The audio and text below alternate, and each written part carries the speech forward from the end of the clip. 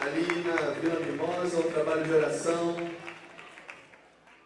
Michel é um líder lá da Casa de Oração Liberdade Rio, aqui no Rio de Janeiro. Estive lá algumas vezes. É um homem que o Senhor tem levantado para estar levantando uma casa de oração 24/7 aqui no Rio de Janeiro, onde grandes coisas o Senhor tem feito na vida dele, e ele vai se apresentar melhor do que eu possa falar a respeito dele. Michel, fica à vontade. Deixa eu abençoe, querido. Bom dia. Bom dia. Vocês estão bem? Amém. Você pode sentar. Eu posso descer também, né? Se eu quiser, tipo, andar. Eu não vou conseguir ficar parado aqui. Eu vou te atrapalhar, né? Eu garanto para você que eu não vou conseguir ficar aqui.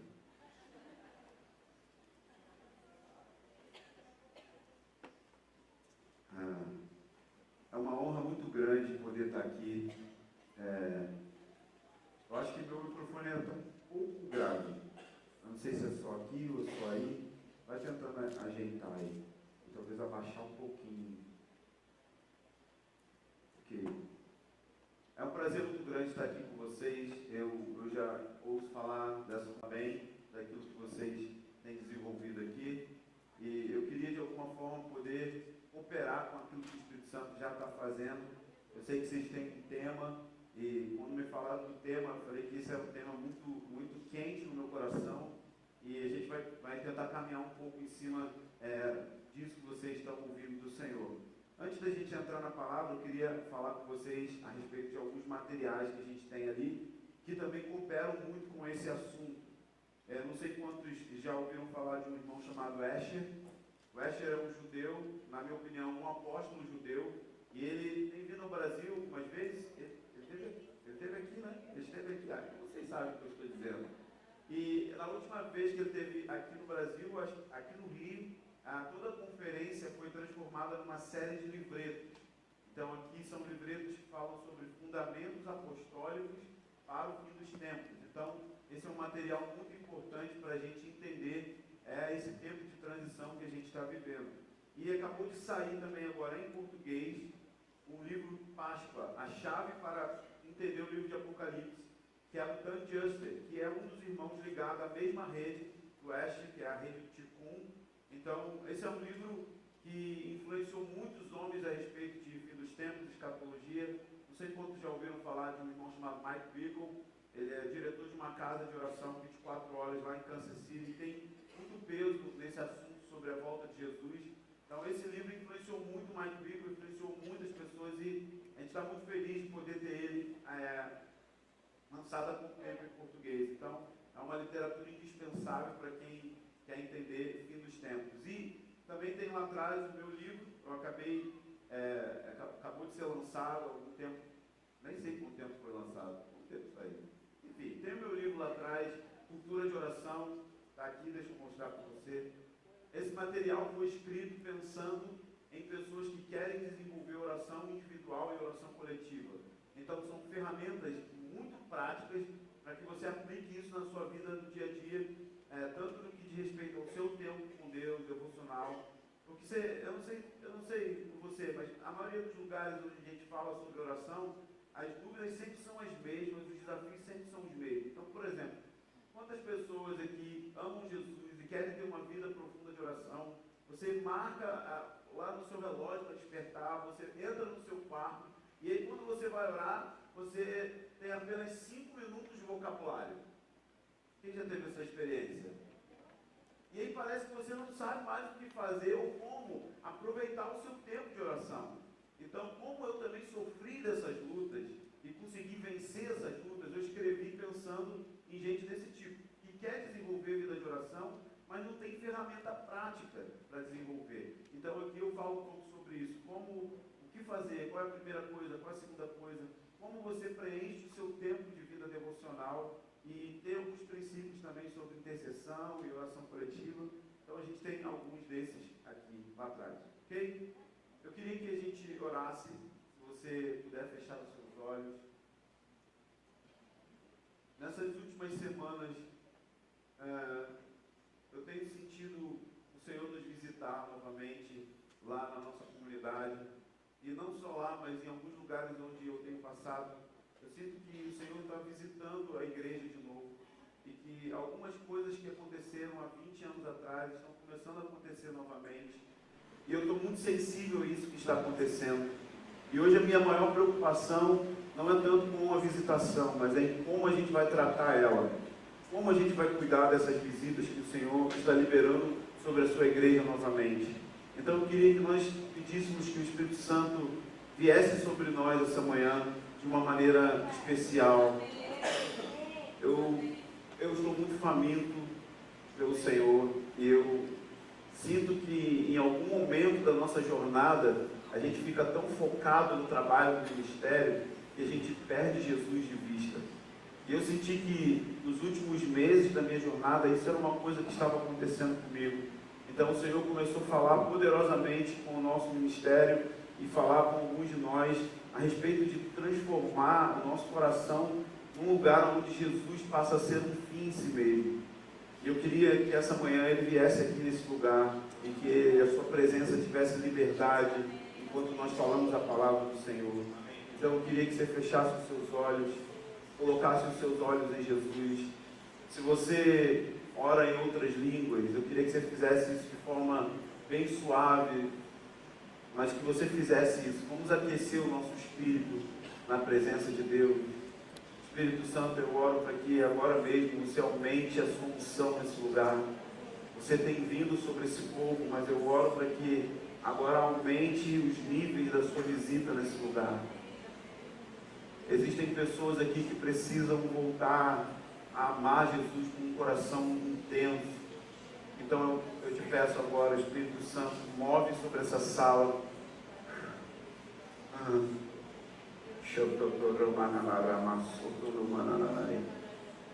Move aqui, Senhor. Vamos lá. Vamos lá, levante sua voz um pouco, que ore em língua, ore com o Espírito. Vamos lá. Isso. Você não precisa sentir, mas edifique o seu espírito agora. Espírito Santo, aumenta os níveis da unção.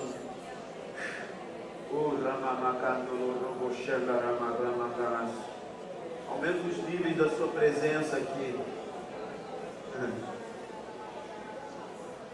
Nós estamos aqui essa manhã para desentulhar poços, Senhor. E Espírito Santo, libera a sua presença manifesta aqui. Nós amamos quando você se move entre nós, por isso nós te pedimos, libera a sua presença manifesta nesse lugar, essa manhã. Vamos lá, não desista. Vamos lá, não desista. Espírito Santo, aumenta teu fogo, aumenta teu fogo. Isso, aumenta teu fogo aqui, aumenta a sua presença, aumenta a sua presença. Pai, eu te peço pela ação do Ministério dos Anjos nesse lugar, sobre esses jovens, Senhor. Eu te peço por incêndio essa manhã.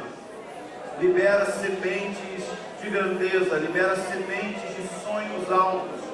Espírito Santo, cai sobre esse lugar agora e ativa o coração dessa moçada. Nós queremos jovens inflamados pelo teu amor. Levanta essa comunidade, Espírito Santo, num nível que eles ainda não experimentaram. Isso. Abra fontes, Senhor, que não estavam jorrando há muito tempo. Do Espírito Santo. Ele disse que do seu interior fluiriam rios de águas vivas. Vamos encher esse lugar de águas. Águas e águas, águas, águas. Flui aqui agora.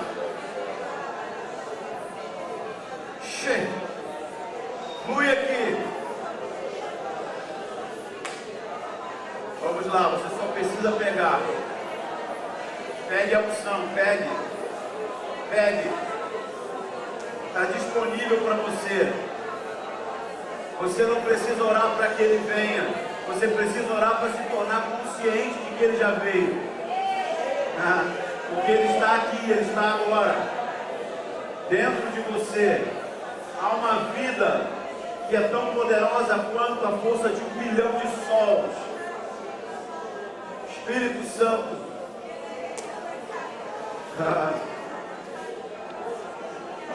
Vamos lá, pegue o fogo, pegue o fogo. Pegue o fogo agora, pegue o fogo.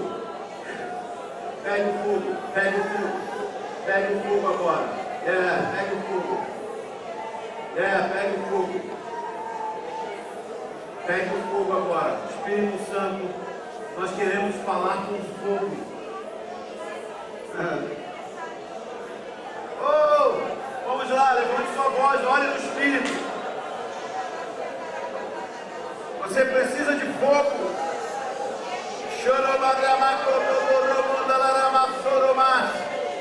Vem, Espírito Santo, sobre esse lugar.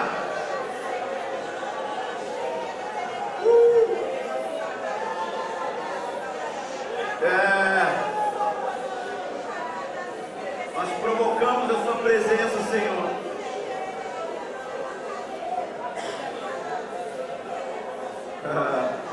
Isso.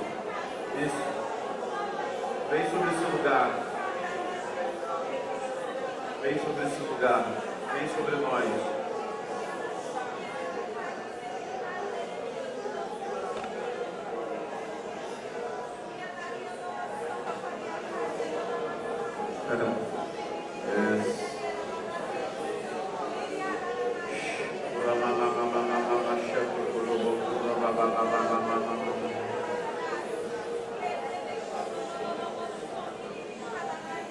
Nós te pedimos que aumente os níveis de revelação nessa casa, nessa manhã. Espírito Santo.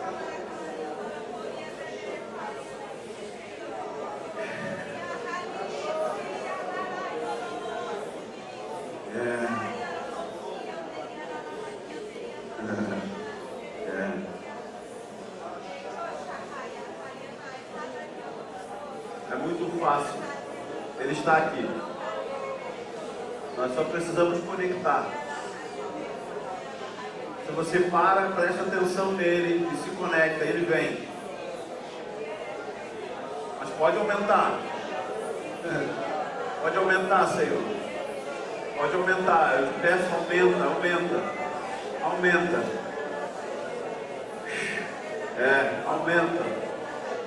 Aumenta. Qual foi a última vez que você deixou Deus te amar? É só deixar Ele te amar. Vamos lá. É isso, Senhor. Nós queremos ser amados essa manhã com a sua doce presença.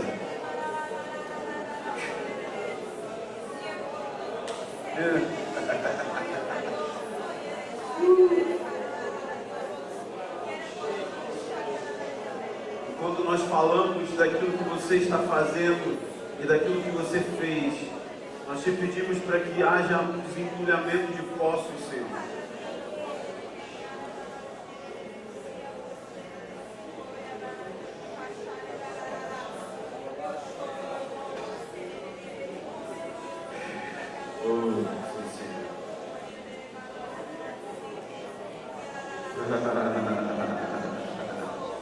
Aumenta a fome e a sede nesse lugar. Aumenta a fome e a sede. Fome e sede.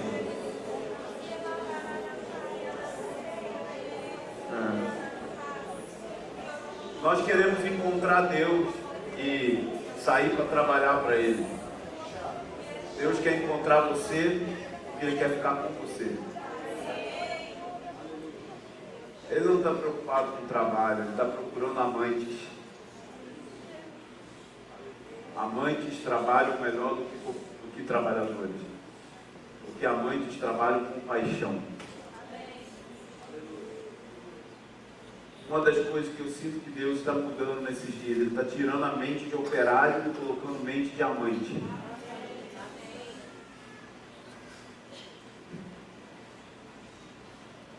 Davi disse no Salmo 131 que não busca coisas altas demais para ele, mas que como uma criança desmamada, assim era a alma dele na presença de Deus. O que é uma criança desmamada? tendo prazer na mãe.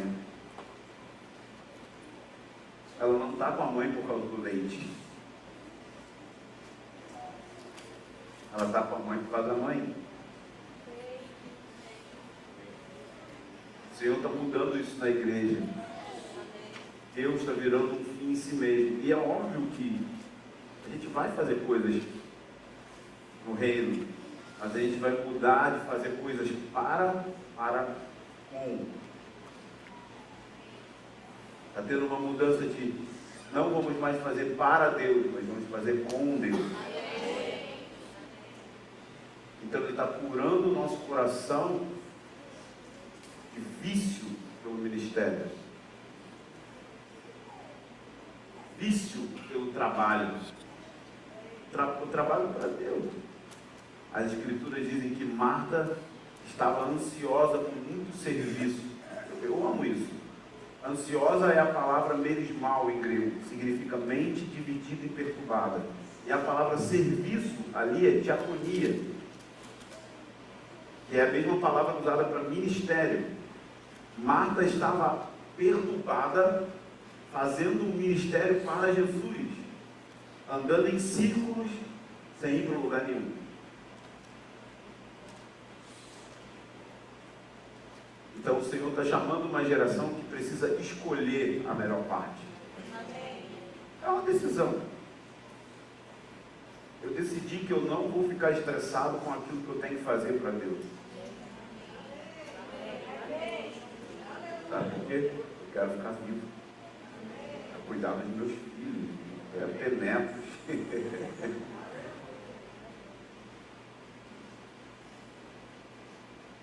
Algum tempo atrás eu sofri de uma doença que pastores sofrem, e eu sou um pastor jovem, se chama burnout. Síndrome de burnout significa esgotamento. Esgotamento emocional, das suas fontes, de tudo. Por quê? Porque eu estava tentando fazer um trabalho para Deus sem Deus. E Ele me fez um convite. Fica comigo. Fica comigo. Não pelo que eu vou te dar, não porque você tem que fazer coisas, não porque você tem que fazer a casa de oração, liberdade de ficar conhecida e. Não, eu só quero que você fique comigo. E é difícil, gente. Tira o púlpito de um pastor por um ano. Ele sofre de crise de identidade. Porque a vida dele está atrelada com aquilo que ele faz. Se a gente quer uma geração que vai entender o que Deus está fazendo, essa geração precisa passar a amar a Deus como se fosse um fim em si mesmo. E aí tem uma outra coisa que ele está mudando. Oração é um fim em si mesmo. Mas eu sei que a vida toda a gente aprendeu que a gente ora para ter avivamento, a gente intercede para ganhar as almas, a gente faz um monte de coisa para. O Senhor agora está mudando o conceito de oração e Ele está falando, eu quero que vocês fiquem comigo. Oração tem a ver com encontro. Claro que tem na Bíblia petição pessoal e tem intercessão, tudo isso tem. Mas não é sustentável ter uma vida com Deus a partir de pedir coisas para Deus. Que vai empoderar a gente fazer pedidos corretos e ser sustentável no lugar da intercessão, é na medida que a gente entende que ficar com Deus é o fim, não é o meio. Deus não é o meio para a gente alcançar alguma coisa, Ele é o fim. Portanto, se você ficar com Ele, você não precisa nem ter todos os seus sonhos realizados. Porque Ele se torna a sua plena satisfação. Porque Ele colocou dentro de você um vazio chamado eternidade. E todas as vezes que você tentar preencher esse vazio com ministério, sexo, compras, comida, viagem, seja o que for, todas essas coisas são maravilhosas, são lícitas, mas são efêmeras. E não tem o potencial de satisfazer a fome do teu coração.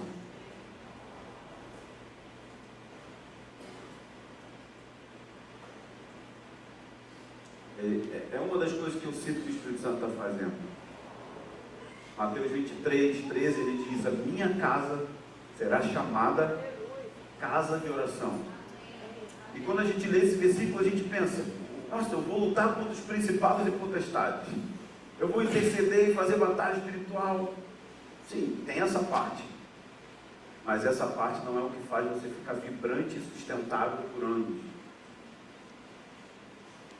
É só você fazer uma estatística das pessoas que só focam nisso, como elas estão desgastadas.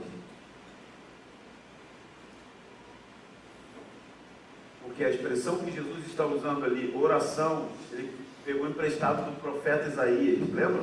Isaías 56, 6, 7, ele disse: eu os alegrarei na minha casa de oração. Veja, ele está colocando duas palavras que nós não conseguimos combinar: oração e alegria.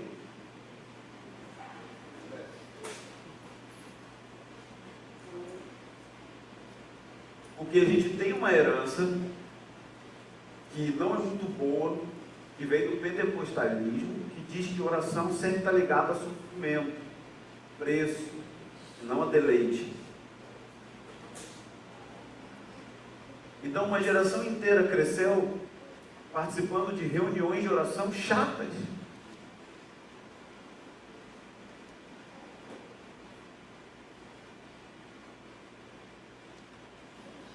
Mas não é assim que a Bíblia diz. Jesus está dizendo: minha casa será um lugar de encontro. Oração significa encontro. E quando ele chega no templo, o que está acontecendo? As pessoas estavam vendendo coisas para oferecer em sacrifício. E quando você olha de cara o texto, você pensa que Jesus está simplesmente irritado com o fato de ter venda. Mas não é isso.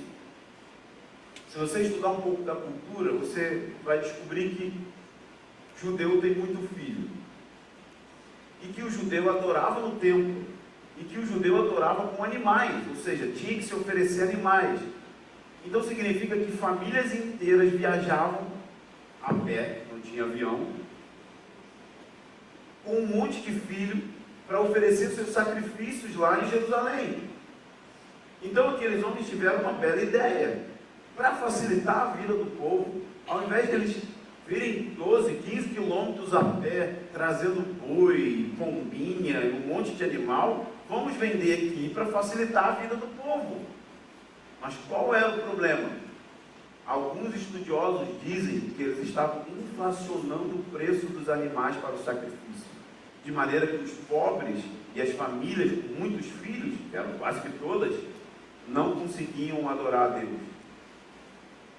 Então, quando Jesus vê que a casa dele, que o nome é oração, está tendo uma outra atividade como ponto central, qual era a atividade? Lucro. O problema não era a venda, o problema é o que estava virando centro. Tem muitas coisas que a gente faz na igreja que são boas, servem para facilitar a vida do povo, mas às vezes essas coisas tomam um lugar central, viram um foco daquilo que a gente faz, e isso faz com que a gente distorça a identidade. Porque se ele nomeou a casa dele como oração, isso significa que ele está conferindo a principal identidade da igreja. A principal identidade da igreja, ela é uma igreja sacerdotal, que tem a ver com encontros. Ele está redefinindo, ele está puxando para o centro novamente, em toda a terra, qual é a sua identidade primária. Toda pessoa tem duas identidades, uma primária e uma secundária. O que eu percebo na geração mais jovem é que ela está todo o tempo atrás do entendimento da sua identidade secundária em detrimento da primária. Ou seja, vocês querem descobrir o que vocês têm que fazer para Deus. Se você é médico, se você é advogado, se você é apóstolo, se você é profeta, se você é missionário, se eu sou evangelista, o que eu tenho que fazer na casa de Deus? Ao invés de descobrir quem você é em Deus. Então, o ser precede o fazer. E é isso que ele está apontando. Ele está dizendo: minha casa tem um nome: oração. Mas quando ele fala oração, ele está dizendo, fica comigo. Não tem a ver com pedir coisas para que Deus mude coisas. Tem a ver com uma cultura que ele está gerando. E o Espírito Santo está entrando dentro das nossas comunidades novamente. Ele está virando as mesas. As mesas estão sendo viradas e significa que ele está removendo tudo aquilo que impede as pessoas de terem um encontro radical com Deus. Talvez são práticas, talvez são dogmas, talvez são teologias, talvez são coisas boas.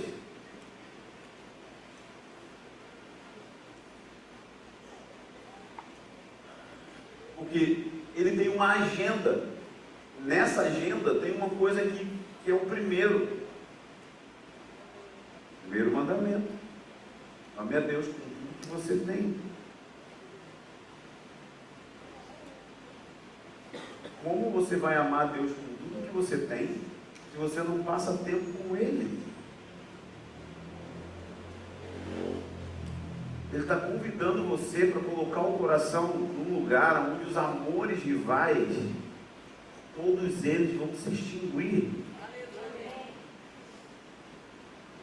Porque não é que Deus quer que você ame a Ele acima de todas as coisas apenas. Ele quer que você ame a Ele somente.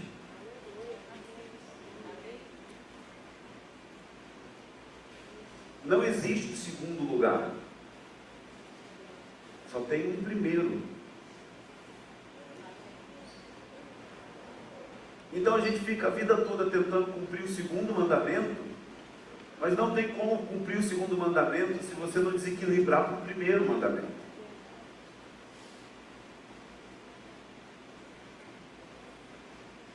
Tem que ter um desequilíbrio.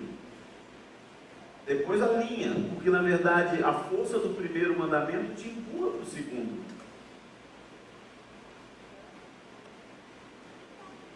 Então ele está chamando uma geração para uma cultura de oração. Não é apenas oração no sentido de um evento. E o que significa cultura?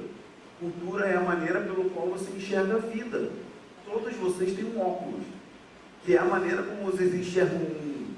E essa cultura é formada pela igreja que a gente é, às vezes é formada pela família que a gente nasceu, às vezes pela escola que a gente estudou, porque geram ideologias, geram formas de pensar, e você começa a enxergar a sua vida a partir daquele óculos.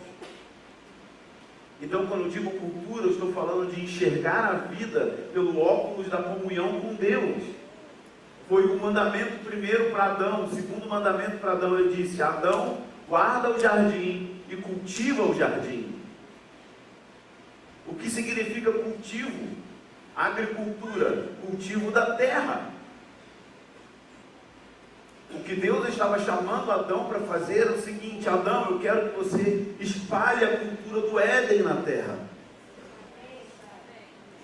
O primeiro trabalho do homem era ser um jardineiro. A terra não era o Éden. O Éden era num lugar geográfico específico. A terra estava um caos. E o que ele queria era que Adão e Eva transmitissem essa cultura de interação entre céu e terra em todo o globo, em toda a terra, em todas as nações. Era como se existisse uma cadeia de comunhão. Deus criou Adão à sua própria imagem. Por que ele criou o homem à sua própria imagem? Porque não é possível ter comunhão com aquilo que não é a sua própria imagem. Então ele cria o homem com a sua própria essência e transmite ao homem o seu caráter, ele transmite ao homem inocência para que houvesse compatibilidade. Então ele faz o homem a sua própria imagem e ele faz a mulher a imagem do homem, que é a imagem de Deus. Então, na medida que o homem tinha contato com Deus e tinha contato com sua mulher, que era a imagem dele, que era a imagem de Deus, o jardim iria se expandindo por meio de discípulos, filhos que iam ser gerados dentro da cultura do Éden. O que é mais doido? Porque isso não mudou, Deus não mudou de ideia sobre esse plano. A questão é que o homem perde o jardim, e ele perde a sua profissão de jardineiro, Mas quando Jesus ressuscita dentre os mortos, aquela mulher encontra Jesus e confunde ele com um jardineiro. Por quê? No jardim um homem caiu, em um outro jardim o homem reconquistou o direito de ser jardineiro.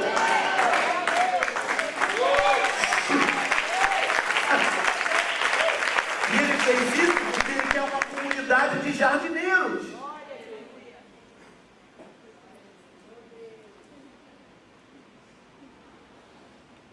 Por que isso? Porque no final da Bíblia tem um jardim que vai descer do céu, que se chama Nova Jerusalém. Enquanto o jardim não desce, nós vamos trabalhando para que essa terra se torne um pouco mais parecida com aquilo que é no céu.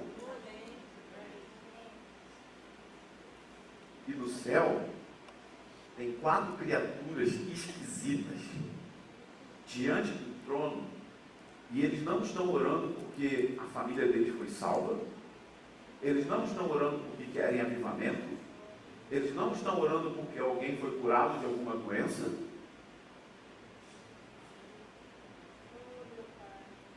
Eles estão orando porque ele é digno. Porque eles estão fascinados pela beleza daquele que está assentado no seu trono. Isso é oração. Oração é fascínio.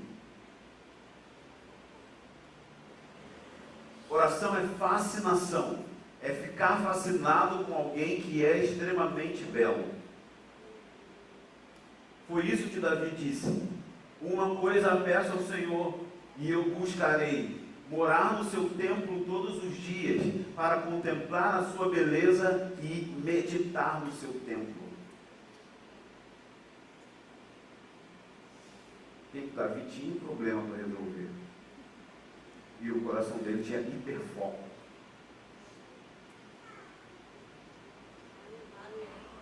E quando ele constrói o tabernáculo de Davi, coloca a adoração dia e noite, o que ele está fazendo? Ele está tentando copiar a experiência dos 4 seres. Vê se não é isso. Os bichos tinham olhos todo por frente e todo por trás. Já leram isso? Apocalipse capítulo 4. Então eles estavam sempre olhando para aquele trono e para aquele que estava sentado no trono. E os olhos, na Bíblia, Paulo fala que são as faculdades de conhecimento, por meio de onde a gente recebe insights, revelação. A Bíblia diz que se seus olhos forem bons, todo o seu corpo será bom. Ou seja, no que você coloca nos seus olhos, vai definir como você vive. E aquelas criaturas estão diante do trono, dia e noite, toda a eternidade, dia e noite, e eles ficam ao redor do trono olhando. Então são muitas faculdades de conhecimento. Quando eles passam de frente para o trono de Deus, eles dizem santo. Quando eles viram de costas, eles não conseguem parar, porque também está olhando aquele que está no trono, tem um monte de olho aqui, ele diz santo. E aí não cansa, tem gente que diz assim, mas será que eles estão lá entediados? Não. Eles só não conseguem parar de descrever quem Deus é. Isso é oração. É olhar para Ele. Isso é casa de oração. É quando a gente tem uma comunidade que coloca os olhos nele. E eles estão lá há muito tempo fazendo isso. Por quê? Santo não é só o contrário do impuro. Porque Deus é santo antes de ter impureza. Já parou para pensar? A gente pensa assim, esse cara é santo, aí a gente deduz. Ele é o contrário do impuro. Deus é santo, ele é o contrário do impuro. Claro que ele é o contrário do impuro, no sentido de que ele é puro, mas santidade vem antes do pecado. Santidade significa, não há outro como ele. Então, se eu digo que essa cesta é santa, eu estou dizendo, essa cesta é diferente das outras cestas. Ela está ungida e separada, não é igual às outras. Santidade significa simetria. Simetria significa perfeição de toda a junção dos valores morais em uma única pessoa. Você já parou para pensar nisso? Quando você olha alguém alimentando o pobre, você diz, nossa, que bonito. Por quê? Porque aquele ato de justiça vem do próprio Deus, que é 100% justo. Mas ele não tem só justiça. Ao mesmo tempo que ele é justo, ele também é misericordioso. Ao mesmo tempo que ele é misericordioso, ele é onisciente. Você já parou para pensar que o seu Deus sabe tudo que você vai pecar daqui a 50 anos e mesmo assim não muda de ideia de continuar te amando?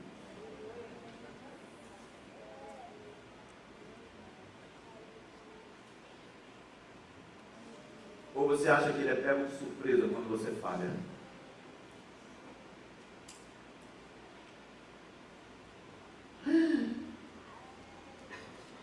Sabia que você era capaz disso?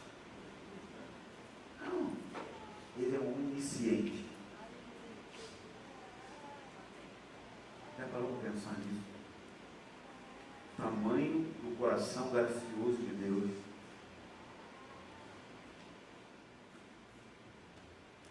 Por isso que quando eles olham para o trono, eles dizem, uau! Ah, uau! Tudo que é belo te fascina. Tudo que te fascina faz gastar tempo. Você vai para Arraial do Cabo, você olha, você fica olhando para a praia assim, é muito chato, vou embora, não aguento mais ficar aqui. Mas talvez não goste de praia, goste de montanhas e neve, frio. Eu amo frio. Então eu gosto de frio de verdade, com menos 18, neve, eu amo isso. Eu acho lindo neve, porque aqui nunca vai ter neve. Eu fico olhando, cara, cativado pela beleza da sua santidade.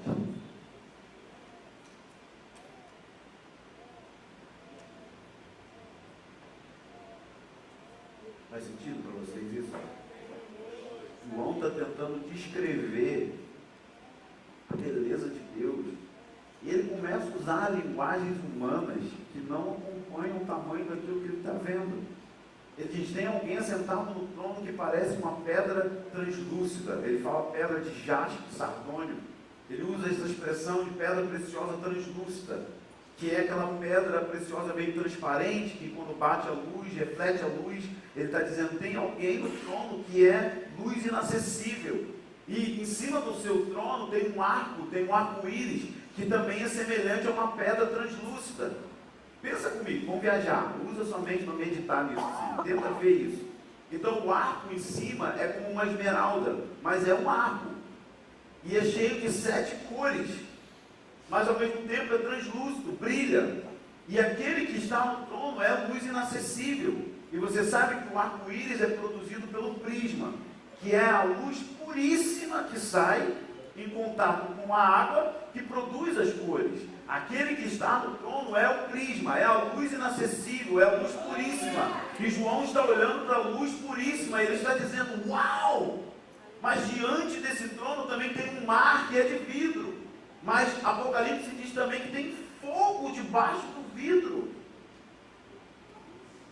E que ao redor do trono tem relâmpagos, vozes e trovões, tem uma tempestade acontecendo. Imagina, é muito mais poderoso que qualquer rave.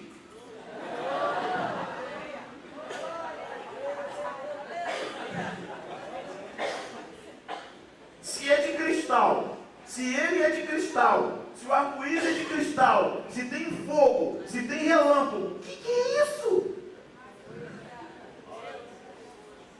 Ele fica assim, nossa!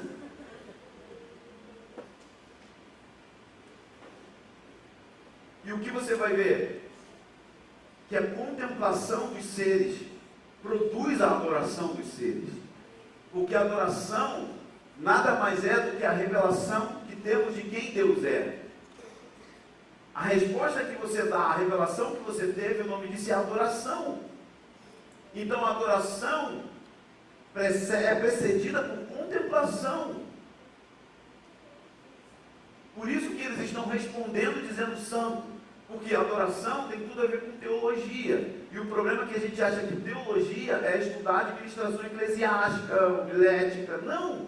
Para os antigos cristãos, teologia significava o estudo de quem Deus é. Na verdade, é o que significa a palavra. Então, eles estudavam Deus no sentido de olhar as Escrituras e pensar na personalidade, pensar nas emoções dele, pensar nos afetos de Deus. E isso aquecia o coração dos primeiros cristãos e eles viviam em um estilo de vida de adoração contínua.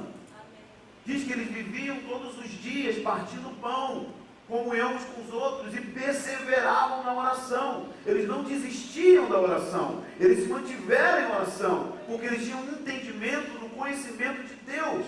É por isso que você vai ver Paulo, Filipenses 1, Efésios 1, Colossenses 1, quando ele ora pela igreja, ele sempre ora: eu oro para que tenham o pleno conhecimento de Deus. Porque em primeiro lugar, a oração tem a ver com conhecer Deus, não é conhecer sobre Deus. Porque a nossa geração é a geração que sabe tudo sobre o nada. A geração do Instagram, do Facebook, sabe tudo sobre as pessoas, mas não sabe nada sobre elas. É interessante porque eu viajo aos lugares, as pessoas me abraçam como se eu conhecesse elas há 30 anos. E eu penso: de onde eu conheço essa pessoa? Ele diz: não, você está me pastoreando pelo YouTube. Sério? Eu vejo todos os seus vídeos, você me pastoreia. Eu fico: sério, cara? Você nem sabe como eu cuido da minha mulher? Como você pode confiar seu coração a uma pessoa que você não conhece? Porque é uma geração superficial. Você sabe quando eu estou tirando férias, onde eu estou comendo, onde eu estou lanchando, o que eu estou fazendo. Mas você nunca sentou comigo para me conhecer. Ao mesmo tempo, é a geração que critica um monte de gente sem conhecer, porque é superficial. É a geração politizada, a geração que discute política nas redes sociais. Você nunca vai ver o meu nome envolvido com esse tipo de coisa, porque a minha alma cansa e eu preciso deixá-la descansada com meu Deus. Eu não aguento debate, não aguento briga. Eu não estou preocupado com o que estão pensando com a minha opinião, nem quero dar ela. Então a gente sabe tudo sobre o nada. Então eu não estou falando de você vomitar versículos atacando as pessoas. Porque conhecimento na Bíblia tem a ver com experiência. Por isso que a mesma palavra para conhecimento é a mesma palavra usada para a relação sexual no casamento. E ele a conheceu. Porque não é só na mente, é experimental. E o Senhor diz: aquele que se une a uma prostituta se torna um com ela. Aquele que se une ao Senhor, casa com o Senhor. Se torna um em espírito com Ele. Então o processo que eu estou tentando trazer para vocês é o seguinte: existe uma diferença entre relacionamento e comunhão. Você pode se relacionar com muita gente no seu trabalho, mas não significa que você comunga com ele.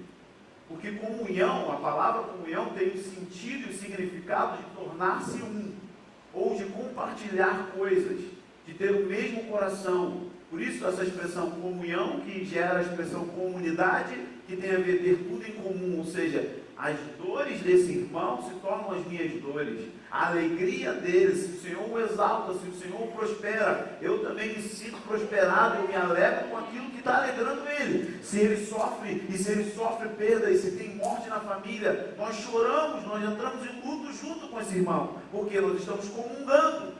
Isso você não tem com todo mundo, relacionamento você tem com todo mundo. A mesma coisa com Deus. Existe a diferença de se relacionar e comungar. Agora vejam, o relacionamento é o meio pelo qual eu entro em comunhão. Nunca vai ter comunhão sem relacionamento. Mas você pode ter relacionamento sem comunhão. Porque comunhão é a experiência mística que Paulo está falando. Se torna um em espírito com ele. Me parece que era isso que os apóstolos viviam, porque quando eles diziam: o meu evangelho, quase parece arrogância. quando Paulo diz, digo eu e não o Senhor. Quantos creem que a Bíblia é a palavra de Deus aqui? Amém. Mas a opinião de Paulo virou palavra de Deus. Ele disse, digo eu, não o Senhor. Espera aí, Paulo, como é isso? É porque a opinião do apóstolo virou a opinião de Deus, porque ele se tornou um com Deus. Isso se chama o processo de encarnar a palavra. Por isso ele fala de epístolas vivas, que as pessoas iriam ler na vida dele o Evangelho. Por isso que ele fala segundo o meu Evangelho. Porque por meio de uma relação profunda com Deus, ele se tornou um com o Senhor. E o nome disso é casamento. É o mesmo princípio no casamento. A gente fala, eles são uma só carne. Quantos casais nós conhecemos, casados, vivem na mesma casa, mas que estão com espírito de divórcio? Porque o processo de se tornar uma só carne é por meio de anos de relacionamento. E chega um nível que você se torna, não apenas legalmente. Quando você casa, legalmente você é uma só carne. Mas existe a experiência de se tornar uma só carne. Então você sempre vai ver isso na Bíblia. O fato legal e o fato experimental. Ou seja, a Bíblia diz que todo cristão é santo. Por isso chama eles os santos de uma região. Edificar, equipar os santos. Todos nós somos santos. Porque o Senhor nos vê como santos. Porque Ele nos redimiu, Ele nos justificou, nos colocou em Cristo, estamos em Cristo. Mas existe a diferença da santificação, que é a experiência de se tornar mais parecido com Jesus. Isso é casa de oração, é entrar na experiência, é o encontro que eu estou falando. Faz sentido para vocês isso? É diferente. Então por isso que quando Jesus vai ensinar no Sermão do Monte, o centro dele tem o didaquê da oração. Lucas 11 também. Os discípulos se aproximam de Jesus e eles fazem o pedido mais sábio. Ensina-nos a orar. Você já pediu isso aí? E você já parou para pensar que os discípulos estavam exercendo o ministério pouco antes, expulsando demônio, curando os doentes? Parece muito com a gente. De repente eles olham Jesus orando. E eles dizem, ensina a gente a orar como João ensinou aos seus discípulos. Porque os discípulos de João estão colocando as cidades de cabeça para baixo. O reino de Deus está sendo anunciado. Cidades inteiras estão confessando publicamente seus pecados. E nós queremos isso. Então ensina-nos a orar. Só que o ponto de ensino de Jesus era diferente do ponto de ensino de João. Porque a vida de Jesus de oração era Deus falando com Deus. Já parou para pensar nisso?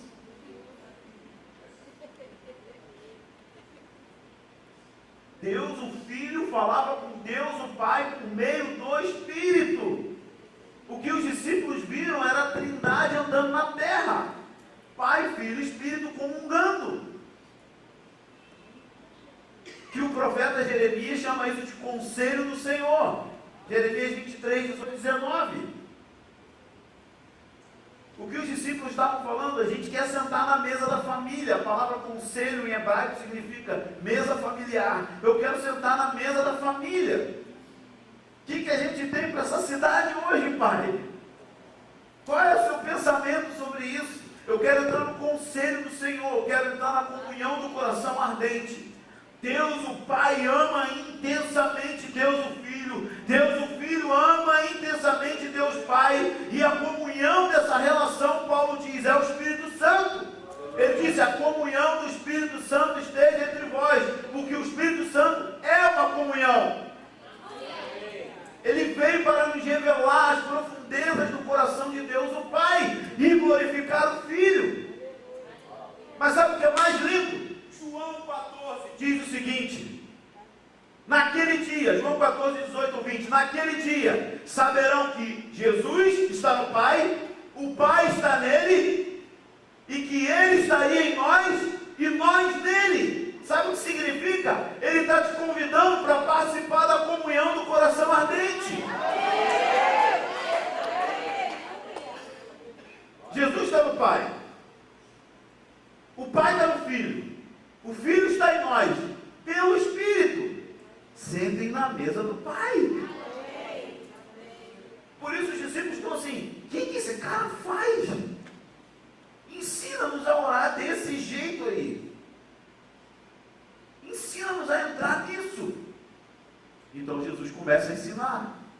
Ok, vou ensinar vocês. Quando orar, entrem no quarto, fechem a porta, falem ao seu pai que está em secreto. Diga comigo, secreto. Essa palavra é chave.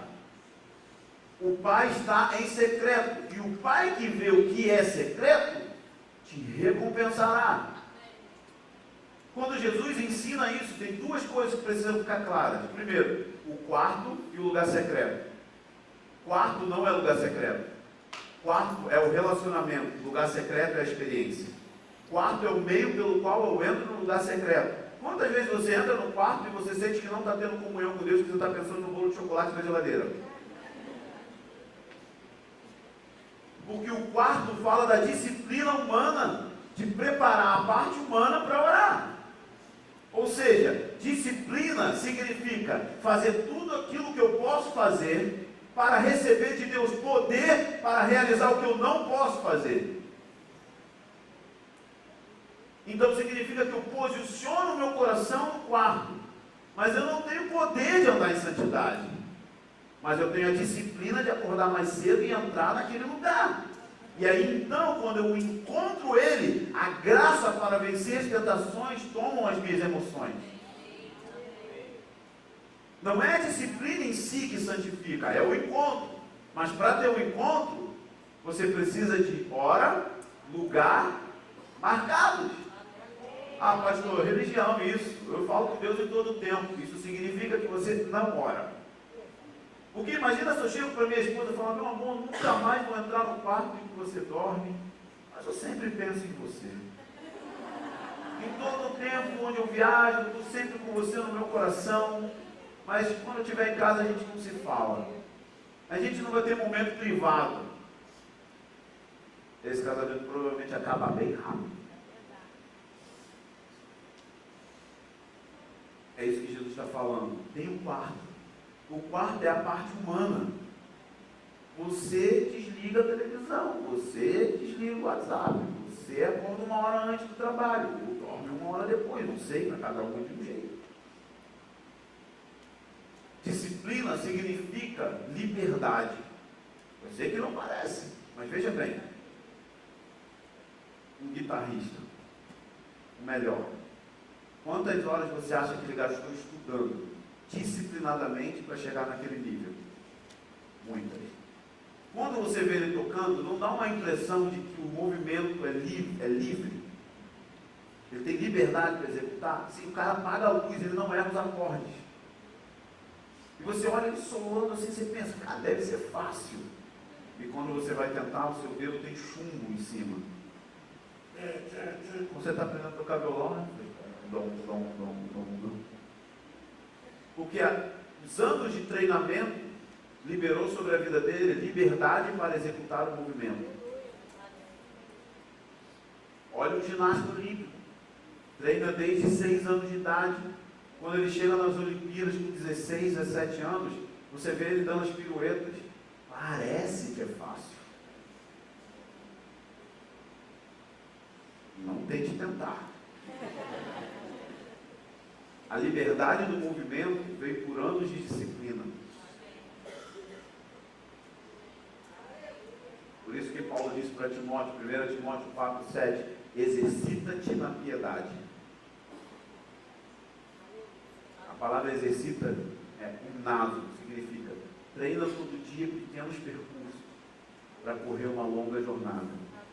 Em outras palavras, Paulo está dizendo, ao invés de tentar jejuar 12 horas, jejua até o almoço. Ao invés de tentar orar 8 horas, ora 15 minutos todo dia e deixa essa vida crescer. Mas seja disciplinado em fazer todo dia. Porque andar com Deus tem a ver com vida e relação. Correr tem a ver com chamado. Tem gente querendo correr sem andar. Eu vejo jovens talentosos que tocam violão e cantam bem. A primeira coisa que ele faz é gravar um vídeo, botar no YouTube e botar no Facebook agenda aberta. Agenda aberta para quê?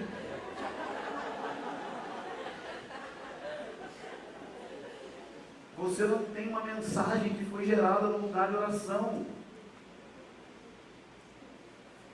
Você é só um papagaio pirata que fica repetindo a pregação dos outros. João Batista foi para o deserto com 12 anos. Saiu de lá 18 anos depois, para ministrar pouco mais de 6 meses. A gente inverte. A gente quer ficar menos de 6 meses no deserto para ministrar 18 anos. Então precisa entrar no quarto. Se é possível, garanto que é. Eu estou compartilhando com vocês uma coisa que mudou minha vida. Eu não li isso em um livro. Eu fui fazer. Eu era um viciado em cocaína, ladrão de ônibus, traficante. Jesus me achou. Me deram um livro em 1998 chamado Caçadores de Deus. E o cara falou, vai para o quarto, lê o livro e ora em línguas. Eu fiz. Ele me deu um monte de fita VHS de Toronto, Pensacola. Falou, vai ver essas fitas. Tinha um módulo SP, EP, que a fita podia filmar um monte de coisa. Eu ficava dentro do meu quarto lá, 57 quilos, 6, 7 horas orando em línguas. Eu não poderia ser um pai. Eu não poderia ser marido. Eu não tive exemplo dentro da minha casa. Eu aprendi a ser pai com Deus. Eu aprendi a ter valores de disciplinar filho, de educar as crianças, no lugar de oração. Funciona. É poderoso. Mas você tem que aparecer lá.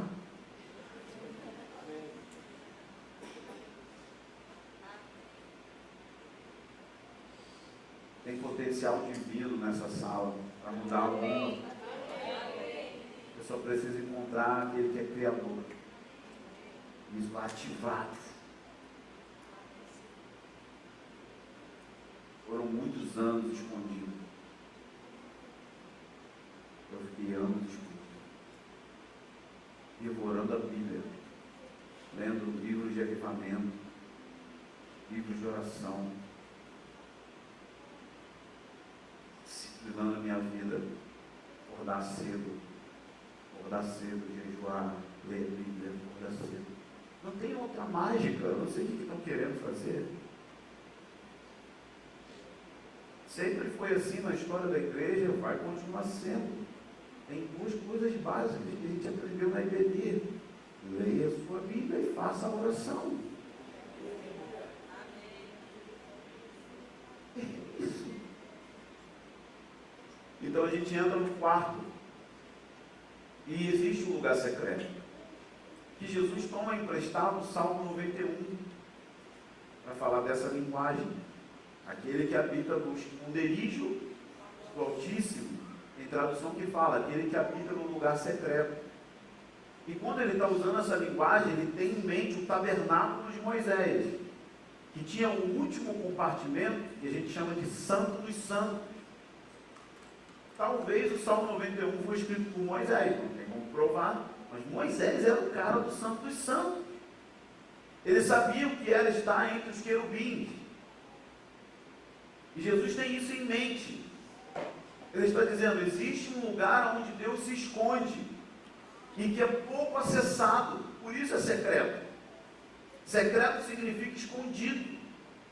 É um lugar silencioso, é um lugar calmo, é um lugar que não tem muito frenesi. É o Santo dos Santos. E agora ele está dizendo o seguinte, que o Pai está em secreto, no nosso espírito. Poucas vezes acessamos o espírito. Cuidamos da alma, vemos filmes, romance, comédia, nos divertimos, cuidamos do corpo. Eu treino Muay Thai para tentar ficar magrinho. Então a gente cuida do corpo, a gente vai para a academia, e é importante isso. Mas poucas pessoas cuidam do espírito. Então poucas pessoas acessam o lugar onde Deus se esconde. Porque exige disciplina. A disciplina vai fazer você calar as vozes internas e externas, para que você possa encontrar a voz no silêncio. A voz de Deus está no silêncio. Por isso ele diz, o Pai está em secreto, não está aberto para todos. Está aberto para todos, mas nem todos conseguem entrar nesse lugar escondido. Por isso o salmista sempre fica em crise com Deus, dizendo, Deus, por que você esconde de mim tua face? Sabe por que ele esconde? Porque se ele mostrar tudo, você para de ir lá. Então ele mostra um pouquinho, aí te atrai. Aí ele mostra mais um pouquinho, eu brinco de esconde, deixa só o pé para fora, na cortina. É assim que ele faz. Porque ele está provocando em você uma fome e uma sede que vai fazer calar as vozes dos amores rivais para que você encontre Deus no lugar escondido. Paulo disse que nós somos o santo dos santos ambulante. Quando ele usa a expressão, vós sois o templo do Espírito, a palavra naos grego significa santo dos santos. Era isso que os avivalistas conseguiam. Quando eles entravam, tipo Charles Finney e outros tantos, quando eles entravam em ambientes sem falar uma palavra sequer, e as pessoas começavam a se convencer de pecado, sem que houvesse um folheto ou uma pregação, é porque eles conseguiram atingir o nível do Espírito, e eles aprenderam a liberar a presença. Eles aprenderam a andar com cuidado, porque a pomba estava no ombro. Como que você andaria daqui até lá no final da igreja, se a pomba estivesse no ombro? Literalmente, uma pomba. Pombas são muito assustadas, elas voam rápido, saem rápido. Por isso o Espírito Santo é como uma pomba, precisa andar com cuidado para que não perca a consciência da presença dele, para que não perca a habilidade de liberar a presença dele. Nós temos uma dívida com esse bairro. Nós devemos a ele o liberar da presença. Isso não é através de um líder sênior apenas, porque nós estamos formando as pedras vivas, o santuário, que Ezequiel diz que quanto mais longe do templo, maior o volume do rio. Então a presença de Deus vai ter maiores volumes fora dos nossos ajuntamentos. As maiores curas, os maiores milagres, as maiores libertações vão acontecer fora desse ambiente, porque nós aprendemos a encontrar aquele que está escondido. E a gente desenvolve a habilidade de liberar essa mesma presença. O que Jesus está dizendo é que existe um trono dentro do nosso espírito, onde Deus se assenta. Porque a Arca da Aliança era o trono de Deus. Diz no Salmo 90 que ele se assenta entre os querubins. Mas também existe um trono transcendental que está no céu. O que Jesus está dizendo é que por meio do acesso do trono dentro, você acessa o trono acima. E você aprende a andar nas dinâmicas da liberação do trono de Deus, que nada mais é governo. O governo de Deus sobre o império das trevas. Por isso que ele está levantando um movimento global de oração e intercessão com esse foco de encontro. Tem intercessão, tem oração por coisas, tem, mas isso é 15%. E todo o resto tem a ver com cultivar a presença de Deus. Estamos juntos nisso? Quero deixar para você, então, nesses últimos minutos, ferramentas práticas. Eu quero que a gente saia daqui, segunda-feira, todo mundo orando. Todo mundo entrando no quarto para chegar no lugar secreto. O lugar secreto é um lugar só para 2 pessoas. É o momento que eu entro no quarto com a minha esposa e a gente fala só da gente. Quem é pastor sabe, às vezes você está no quarto, mas a congregação toda está na cama. A nossa conversa com o casal é a igreja. Eu falo, amor, hoje não. Vamos comer, vamos comer hambúrguer, faz alguma coisa diferente. Fala outra coisa, fala da gente. A gente não consegue curtir a intimidade. Eu não estou focado só nela e ela não está focada só em mim. Isso adoece o coração. O lugar secreto é um lugar só para nós dois. O lugar secreto é só eu e ele. Muitas pessoas perdem a vida de oração porque a vida de oração deles gira ao redor de problemas. Eles só encontram Deus para falar dos problemas. Tenta entrar num lugar de oração e não pedir nada.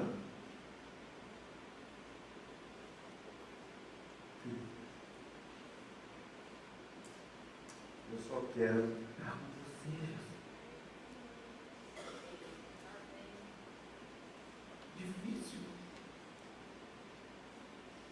Então existem coisas bem práticas que vocês podem fazer para desenvolver uma vida de oração. Primeira coisa que impede você de orar: condenação. Quantos aqui fazem o voto do dia 31 de dezembro? Todo mundo faz, não sou eu. Voto do dia 31 de dezembro, que a gente fala: vou orar mais esse ano, Senhor. 31 de dezembro é o dia da mudança e segunda é o dia da dieta. E de ir para a academia. Na segunda-feira começa a dieta, nunca começa. Aí sempre é na outra segunda. Aí você promete coisas a Deus e ele, parece que não tem uma força contrária quando você faz esses votos. Você faz um voto de andar em pureza, e no outro dia todos os pensamentos impuros vêm com toda a força. Sempre tem uma força contrária. E aí a gente falha. E aí quando a gente falha, não é nem o diabo, é a nossa mente que condena a gente primeiro. Por isso que Hebreus fala de passar o sangue na consciência. A condenação faz com que você comece a pensar que Deus vai te aceitar só se você fizer coisas boas. E você começa a alimentar um pensamento de que você é um hipócrita. E aí quando você chega domingo nas reuniões, você tenta adorar o Senhor, uma voz vem: você é um hipócrita. Você disse que ia orar, não está orando. Porque o diabo pega a lei de Deus para acusar a gente. Então a gente passa a acreditar que Deus é um Deus com uma prancheta na mão atrás do nosso desempenho. E isso cria uma distância de Deus, porque a gente começa a pensar que a gente nunca vai ter esse desempenho que Ele quer. Só que Deus está pensando que você não é hipócrita. Hipocrisia não é pregar o que não se vive. Hipocrisia é pregar o que não se vive e não desejar viver. São coisas pesadas que as pessoas criam e isso vira um fato que não liberta elas. Nem tudo que eu prego eu vivo 100%, mas eu garanto, eu estou dando a minha vida para viver. Tem coisas que eu vivo, tem coisas que não, mas eu estou atrás delas. Porque é assim, Deus não vê você como um hipócrita, Ele vê você como alguém imaturo. Que está aprendendo a andar, quando o seu filho está aprendendo a andar, ele cai. Tem a fase do capacete, né? Que a criança bate com a cabeça no chão, você falou: com um capacete, mano. Benjamin cai toda hora de cabeça, quando eu botar tudo de colchão na casa. Mas que ele cai, o que você faz? Você levanta ele e fala: vai, você vai.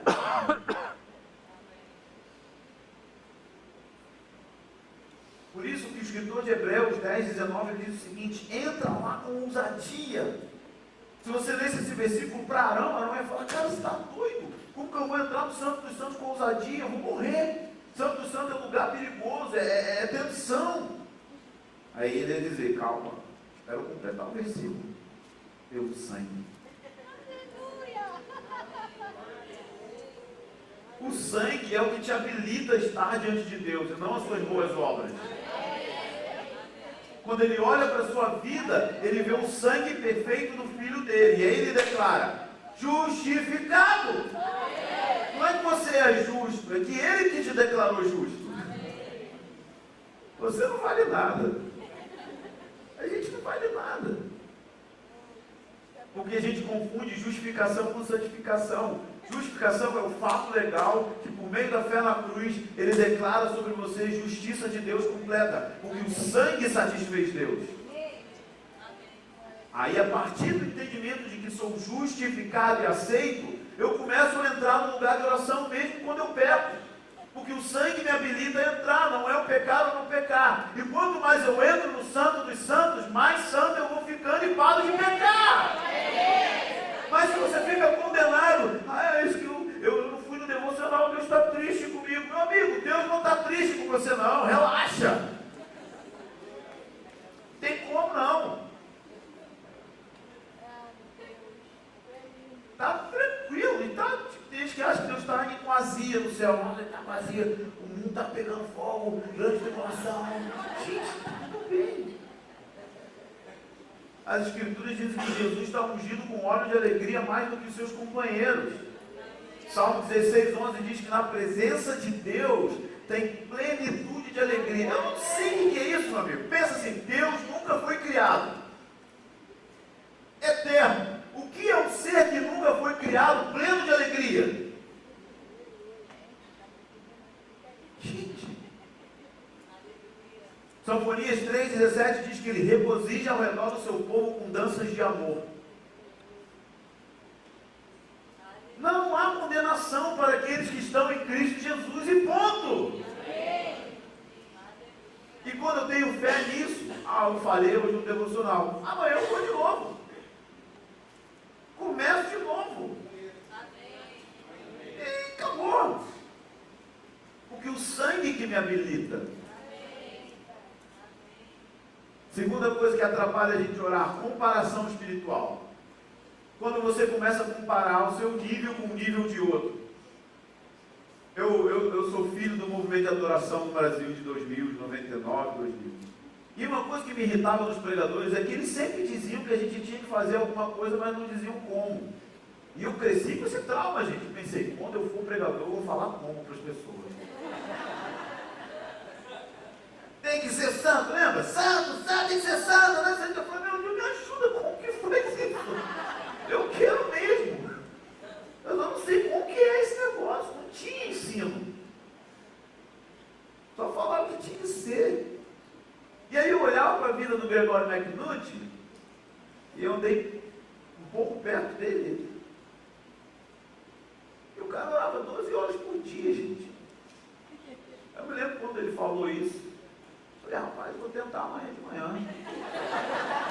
Eu entrei no meu quarto, ajoelhei, eu estava tentando ser profissional de futebol, estava em Belo Horizonte fazendo teste no Atlético.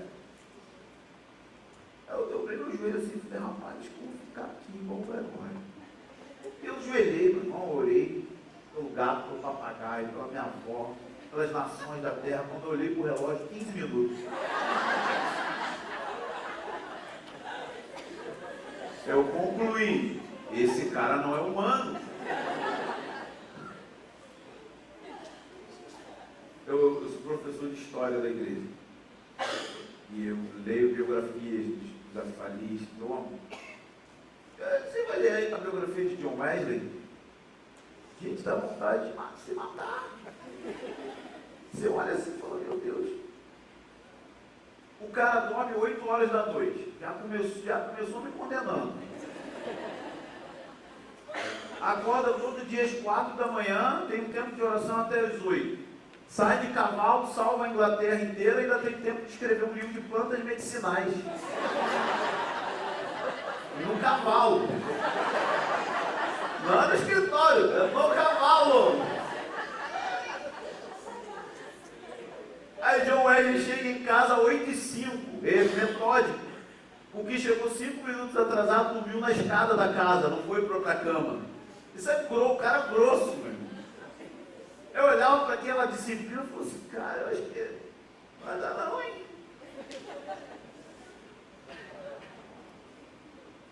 A questão é, o que Deus fez com John Wesley, deixa com John Wesley. A história com Deus é diferente. E não significa que é menos. Não é. Deus não faz filhos em série. Cada um tem a sua personalidade e a sua maneira. Talvez 15 minutos de oração vai ser mais poderoso que 12 horas de qualquer pessoa, por causa da qualidade do encontro. A qualidade. Claro que a gente deve ter fome de aumentar as horas de oração, mas a gente precisa deixar de ser religioso. E a gente acha que é uma comparação E essa comparação cria em nós depressão, ou nos desqualifica. Então, comparação espiritual é terrível. Terceira coisa, que principalmente brasileiro tem muito forte, eu estou aprendendo a não ter com os americanos: emocionalismo. A gente veio de um movimento que tinha muito emocionalismo. E eu amo emoção, sou o cara da alma.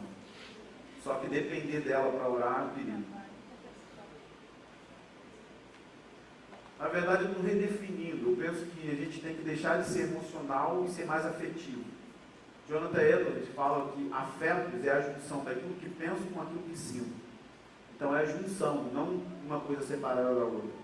É pensar a doutrina corretamente e sentir ela te afetar. Isso é um afeto, é diferente de emoção. Porque emoção às vezes não tem mente, né? Assim, você não raciocina no que você está fazendo. E isso não é sólido. Passa. Arrepio passa. A segunda-feira vem violenta e engole. Porque não tem algo sólido. Então o emocionalismo é uma coisa muito forte no Brasil. A gente quer arrepio, coriza no nariz, senão não ora. Se você depender do que você sente, meu amigo, eu vou te dizer, eu estou fazendo isso uns 20 anos. Eu vou dizer para você, 70% das vezes eu não sinto nada. Eu entro lá, não tem nem arrepio. Eu lembro que eu li o livro do Benny Hinn, Bom Dia Espírito Santo, eu acordei de manhã cedo. Quem já leu o livro Bom Dia Espírito Santo sabe a experiência que ele relata, é muito forte. Eu sentei na minha cama e falei: bom dia, Espírito Santo. Eu estou até hoje esperando ele responder.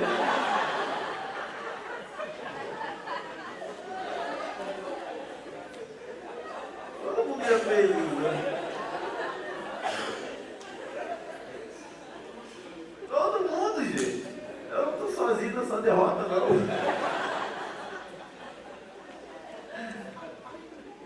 Ai, gente, eu estou amando vocês para vocês rirem, cara. Gosto de gente que ri.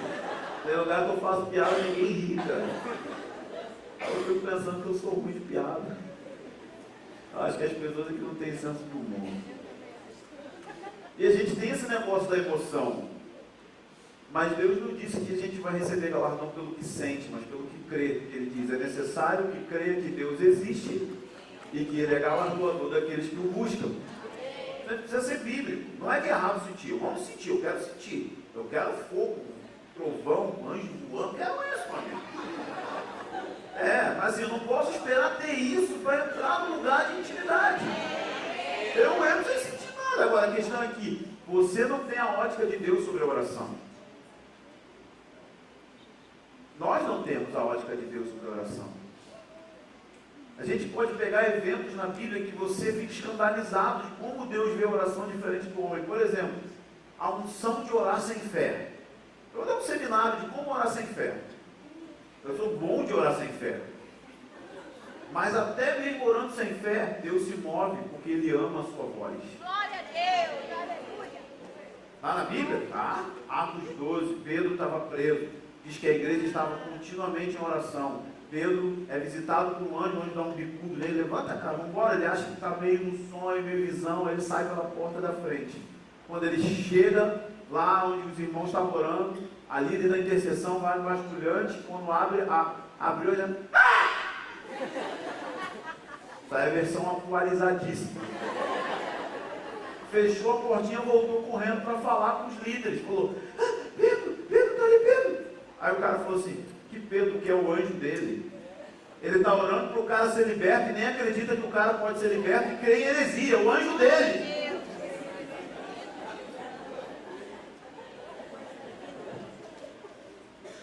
Sei lá se a gente tem anjo, deve ter. Diz que anjo andava ao redor, né? Mas assim, ele não acreditava que Pedro poderia sair, porque ele estava preso. Ele falou: que Pedro o quê, irmão? Pedro está preso. Gente, já viu que a gente ora por coisas que a gente não acredita que vai acontecer? O cara está doente, Senhor, se for da sua vontade, talvez, de repente.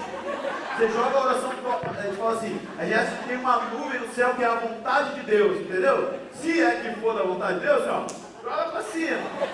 Vai que volta respondido. E tadinho fica doente.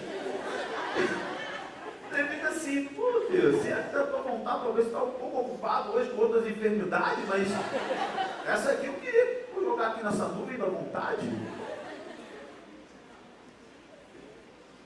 E Daniel pior, gente. Eu não sei por que Deus fez isso com Daniel. Um dia eu vou conversar com ele, quando eu chegar lá, eu vou tentar entender melhor. O sujeito lê a Bíblia e descobre no livro de Jeremias que o cativeiro tinha terminado, segundo a profecia de Jeremias, 70 anos, ele entra em jejum e oração. E o cara fica jejuando 21 dias.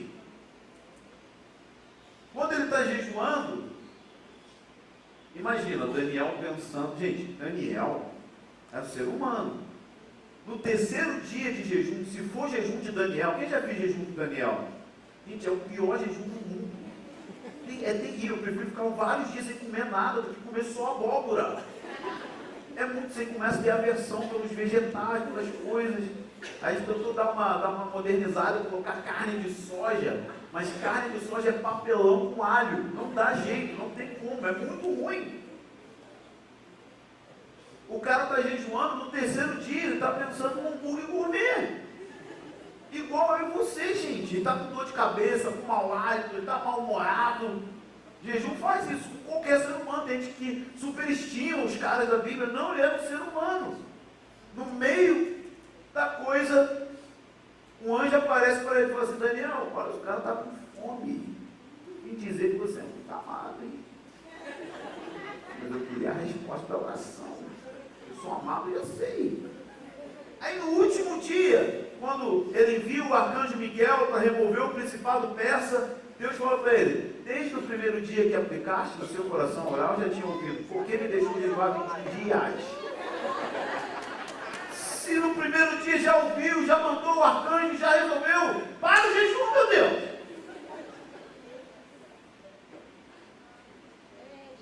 Quando você jejua, o seu corpo fica desanimado, mas o seu espírito fica enérgico. Os anjos estão... Deus move os anjos quando você ora, mesmo em fraqueza. Meu Deus, coisa linda.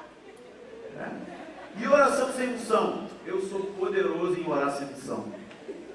Tem um cara na Bíblia que orou sem unção, Cornélio. Nem salvo era. Se não é salvo, nem unção tem. Como que vai ter unção sem ser salvo, gente? Eita, Jesus. Diz que Deus ouvia as orações de Cornélio, Atos 10, que subiu como um memorial. Uma coisa é você ficar marcado na memória que Deus te tocou, outra é você marcar a memória de Deus.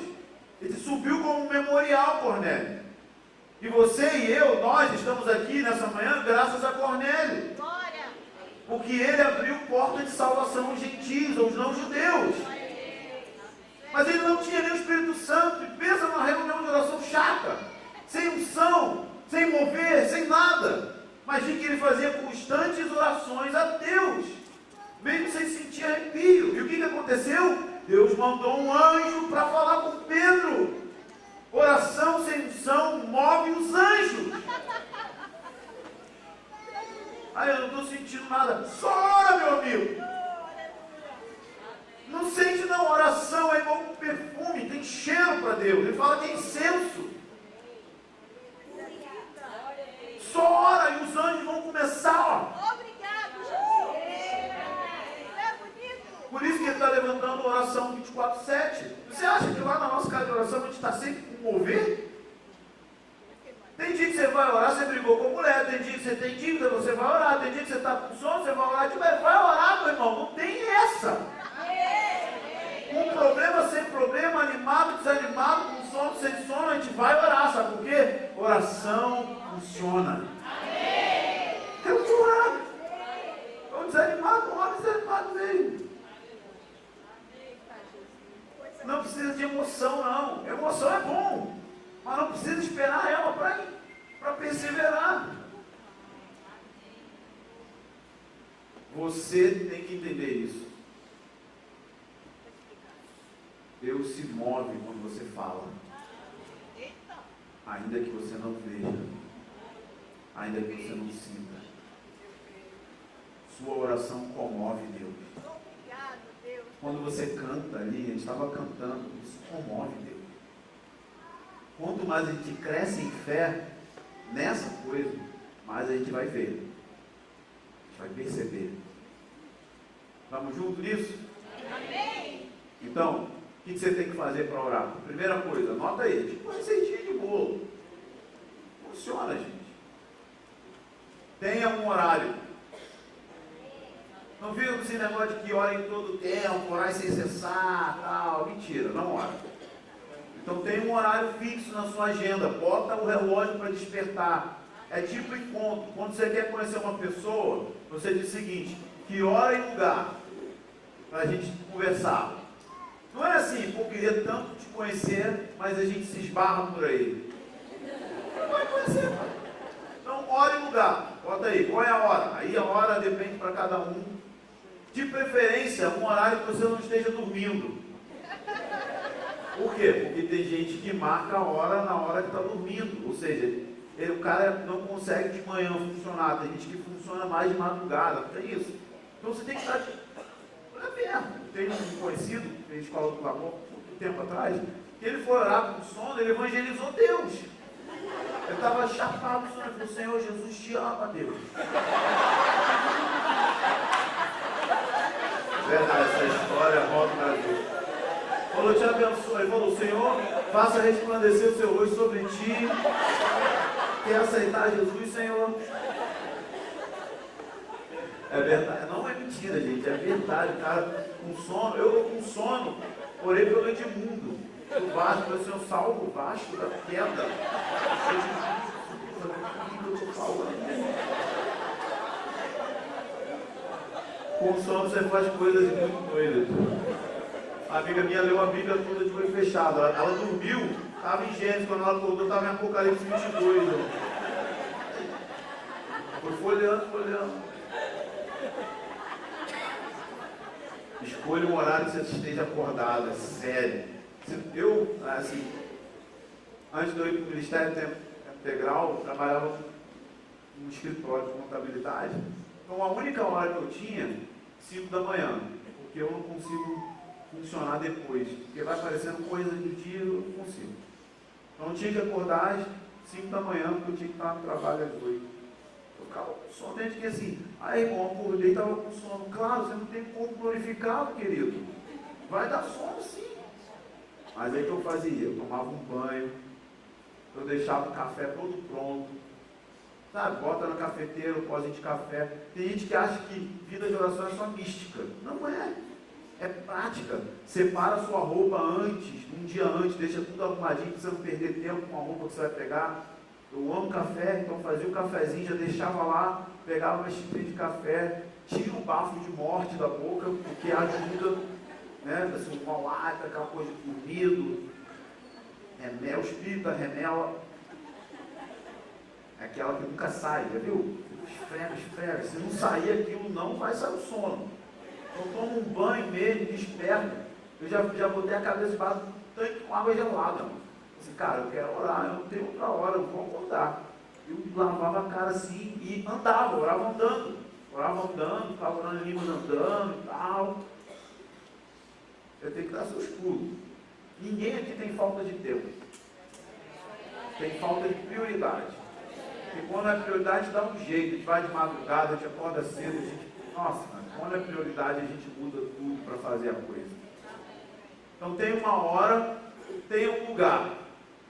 Se você não tem um lugar na sua casa, às vezes acontece, você é jovenzinho, dorme com seu irmão, não sei o quê, você precisa criar um lugar. Tem gente que consegue orar caminhando, tem gente que consegue orar na hora do almoço, no trabalho. Você precisa achar um meio, um lugar onde você possa ter tranquilidade. Qual é a posição correta de orar? A que for mais confortável para você. Eu gosto de ficar sentado, bem sentado, não encosto bem minhas costas na cadeira. Às vezes eu deito no chão quando estou bem acordado. Às vezes eu ando, não tem uma posição correta, depende de como você fica mais confortável para fazer isso, tá? Dica muito, muito fundamental: tenha um horário B. Por quê? O que pode acontecer de no principal horário que você escolheu acontecer alguma coisa. Eu morava perto da minha sogra era uma bênção. Ela aparecia na minha casa às 7 horas da manhã, na hora que eu estava fazendo meu devocional debaixo do meu limoeiro. Eu estava com meu capuzinho, fonezinho no ouvido, a xícara de café. Quando eu levantava, meu rosto, a minha sogra estava amassando garrafa.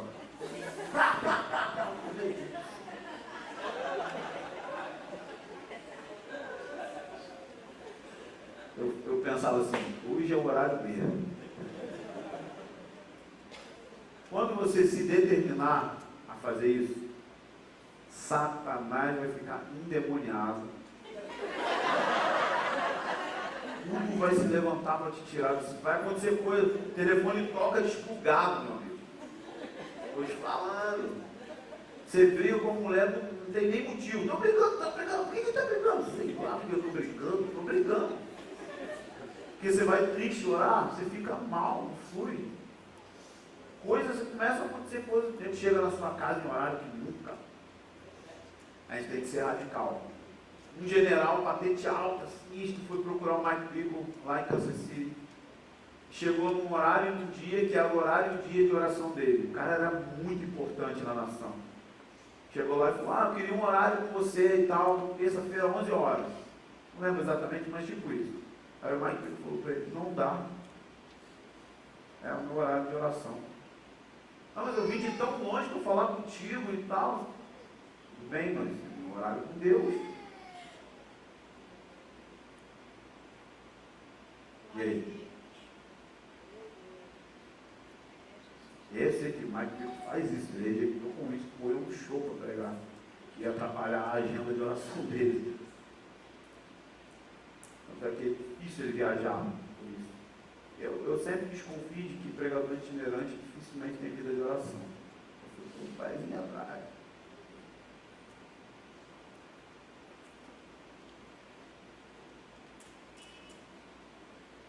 Ter firmeza. Deus é mais importante que qualquer pessoa no mundo. A gente dá uma manobrinha para deixar Deus de lado, mas as pessoas a gente não deixa. Então você vai precisar de um horário estratégico, que coisas acontecem para te impedir, você vai ter que ser radical, desligar o telefone, não atender, não vou falar, não, agora não. Agora não estou para ninguém. Tá? Agora, muito importante, quando a gente vai orar, às vezes a gente não sabe o que falar, lembra? Então tem uma coisa que eu aprendi, que são listas de oração. Ajudam muito. Todo mundo quando ora, pede intimidade a Deus, sim ou não? Então o ponto 1 da sua lista de oração é intimidade. Você vai orar pedindo intimidade. Todo mundo quando ora, pede a Deus poder, sim ou não? Unção para curar os doentes, expulsar os demônios, pregar o evangelho. Então a segunda coisa, anota, você vai esquecer. Poder, você vai pedir a Deus poder, unção. Todo mundo que ora também pede a Deus sabedoria. Tomar decisões, definir coisas, ministeriais, trabalho, seja lá o que for, família, sabedoria. Todo mundo quando ora também pede caráter, mudança de vida. Senhor, muda meu caráter, muda minha vida. Tem problema com mentira, tem problema com falsidade, sei lá, cada um tem um problema, muda meu caráter. E por último, todo mundo ora por alguém, ou por alguma pessoa, ou por uma situação, vamos dizer intercessão. Então essa é a sua lista de oração. Então o que você vai fazer com essa lista de oração para ela ficar mais rica? Cada ponto, você vai botar um versículo bíblico relacionado com um ponto. Como que eu vou saber que tem versículo de intimidade? Tem uma ferramenta chamada Google, poderosa. Bota lá, versículos que falam sobre intimidade com Jesus. Vai aparecer muitos.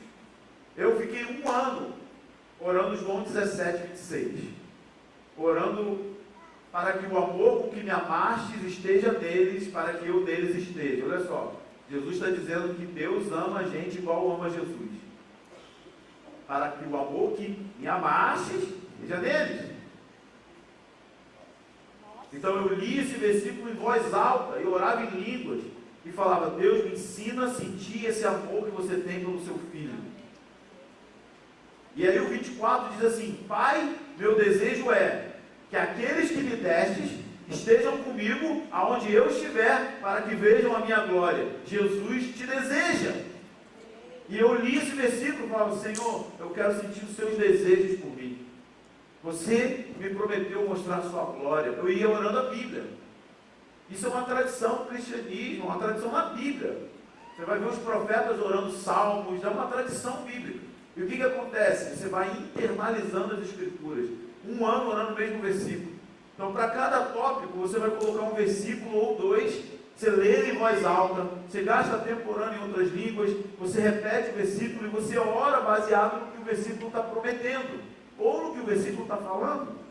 Então, você vai botar versículo de intimidade, ponto de intimidade. Você vai botar versículo sobre poder. Vários versículos, tem muito versículo. Recebereis poder, descer sobre vós, Espírito Santo, sobre dons, muito versículo tem. Então você vai criar uma lista. Então quando você for no lugar de oração, você vai saber onde você começa, onde você termina. Agora, e se o mover do Espírito vier? Joga a lista para o alto.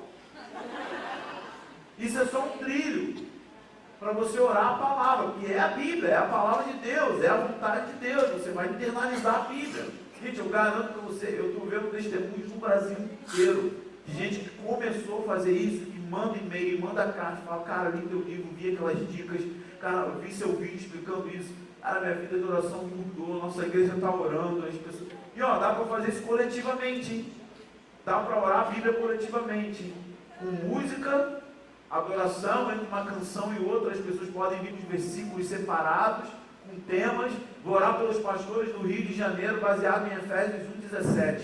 Lê o versículo para a congregação toda e manda ver intercessão em cima da promessa apostólica.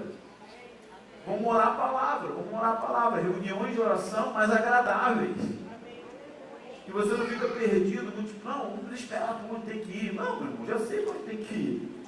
Porque a gente não consegue juntar as duas coisas, oração e planejamento. A gente acha que a oração é uma coisa que te toma aí nunca ora. Amém, gente? Amém. Eu espero que eu tenha ajudado vocês muito.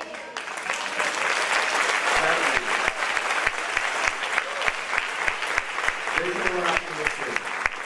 Pai, obrigado por essas pessoas e pela disposição delas de ouvir a palavra do Senhor nessa manhã. Você é galardoador daqueles que o buscam. Eu oro para que, Senhor, aumente o fogo e a fome deles por Ti, Senhor. Levanta uma comunidade aqui que vai ter oração num nível maior do que eles já tiveram. Eu sei que eles amam a oração, eu sei que eles valorizam a oração. Mas eu não estou falando de 5 ou 6, eu estou falando de uma igreja que ora. Eu estou falando de uma comunidade vibrante, das reuniões de oração serem as mais lotadas. As reuniões de oração serem mais cheias que cultos de domingo. Pai, eu oro para que o Senhor desperte esses jovens, Senhor. Levanta-os nesses dias. Você está chamando pessoas com o coração de Davi, com o coração de Ana. Você está chamando, Senhor, porque são tempos onde a gente precisa ouvir o Espírito Santo. O Senhor disse que a gente precisa ouvir a sua voz, porque muito engano está vindo sobre a terra. E nós queremos andar te servindo a sua voz, entrando no lugar de intimidade com Jesus.